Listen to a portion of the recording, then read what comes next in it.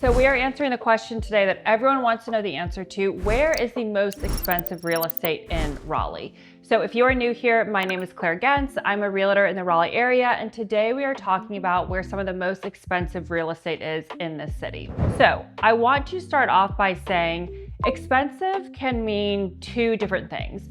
We can either be talking about the price per square foot, or we can be talking about the overall purchase price. So we're gonna start off talking about price per square foot, because I think that is most relevant for this conversation, but don't worry, we are going to get to where overall we are seeing the most expensive homes being built as a whole. So whenever we talk about price per square foot, historically, price per square foot is the highest in an area called ITB, or inside the beltline. So if you hear ITB, that refers to this area here that is within inside this interstate of 440. And on top of 440 sits North Hills.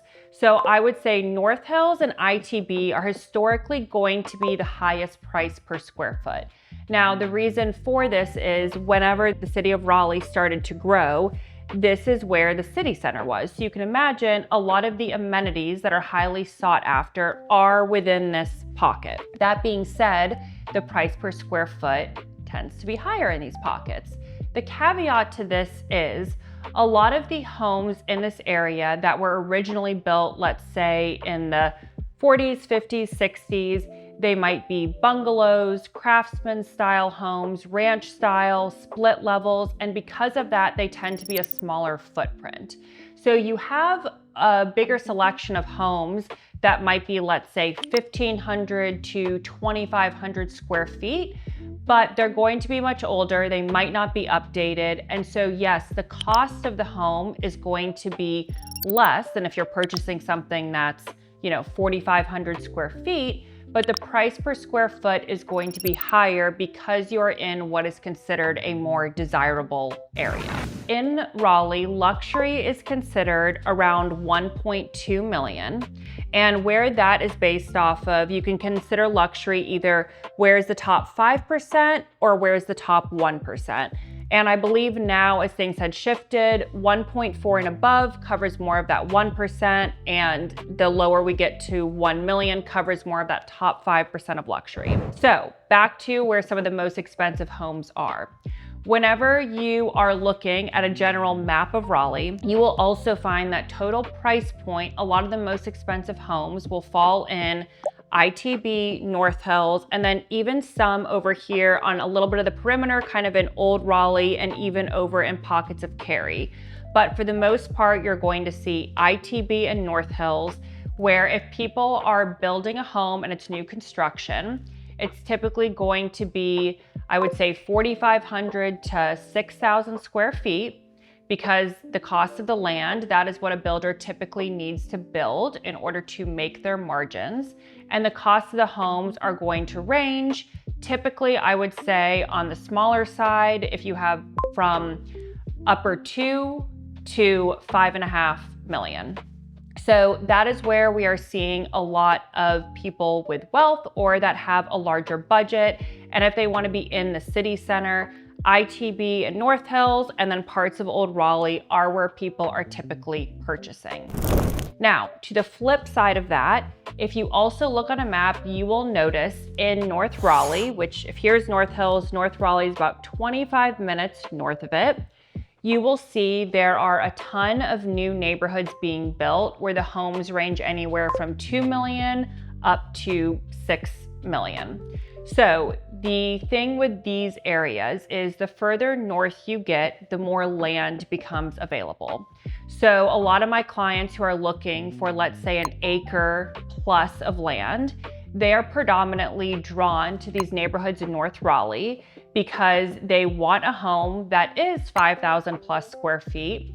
They have a budget of several million, which you don't need to spend in North Raleigh to get a very nice home. But again, if you want an acre of land, you're wanting to build a home that's upwards of 5,000 plus square feet. In order to achieve that, you're going to have to go outside of the city because that's where the land is.